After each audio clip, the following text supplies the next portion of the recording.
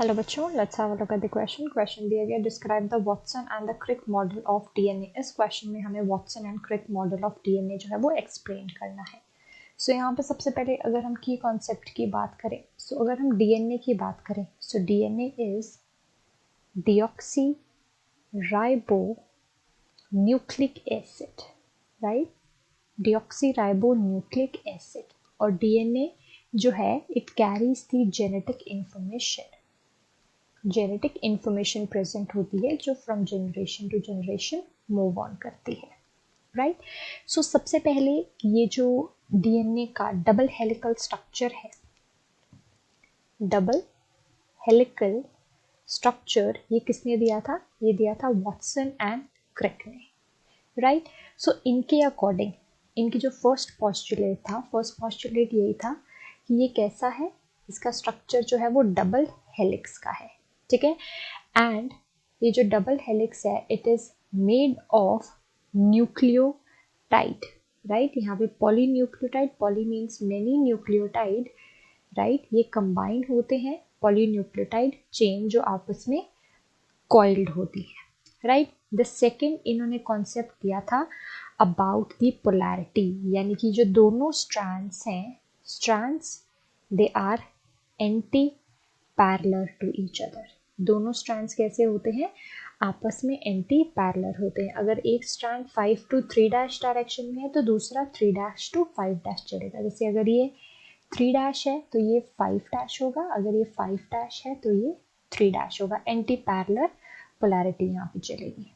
Next यहाँ पे हमारे पास जो है कि जो बैकबोन है, ठीक है, बैकबोन से हमारा मतलब है ये वाला पार्ट, राइट। बैकबोन से हमारा मतलब है ये वाला पार्ट। ये जो बैकबोन है ये किससे बनी हुई होती है? बैकबोन जो है हमारे पास शुगर कौन सी है? Deoxyribose plus phosphate group, right. Sugar plus phosphate group attach to it form the backbone, ठीक है। शुगर, डीऑक्सीराइबोस शुगर, अब जब फॉस्फेट ग्रुप आपस में जुड़ जाते हैं तो वो पॉलीन्यूक्लियोटाइड स्ट्रैंड्स के साथ बैकबोन बनाते हैं, राइट।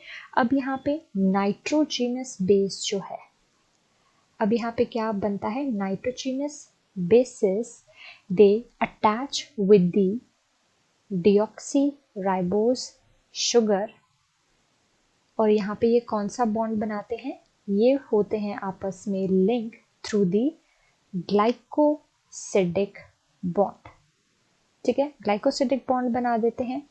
अब यहाँ पे हम ये चीज़ देख सकते हैं, यहाँ पे तो शुगर और फॉस्फेट आपस में अटैच्ड है, लेकिन ये जो बीच की लाइन्स है ये हमारे न्यूक्लियोटाइड को रिप्रेजेंट कर रही हैं।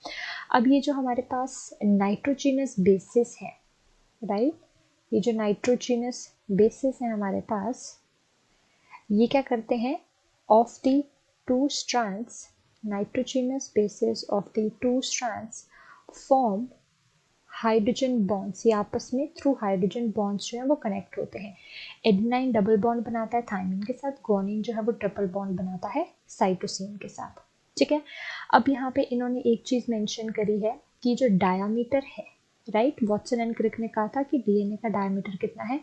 20 एंगस्ट्रॉम का है, ठीक है। दो बेसिस के बीच में डिफरेंस कितना है? यहाँ पे 3.4 एंगस्ट्रॉम, या फिर हम इसे अनदर टर्म में कह सकते हैं 0.34 नैनोमीटर का है। ये जो एक टर्न होता है, ठीक है, यहाँ से लेके यहाँ तक एक टर्न में कितने हमारे पास बेसिस प्रेजेंट होते हैं? 10 बेसिस प्रेजेंट होते हैं। और इसकी लेंथ कितनी होती है? इसकी लेंथ होती है हमारे पास 3.4 नैनोमीटर, या फिर हम कह सकते हैं 34 एंगस्ट्रॉम, राइट। एंड यहाँ पे मेजर एंड माइनर ग्रूव्स हमें देखने को मिलते हैं। जैसे ये माइनर शैलो ग्रूव है एंड ये मेजर ग्रूव है, यहाँ पे ये चीज़ हम देख सकते हैं। सो ये स्ट्रक्चर जो था ये वाटसन एंड क्रिक ने दिया था। So I hope you understood the question well. Thank you.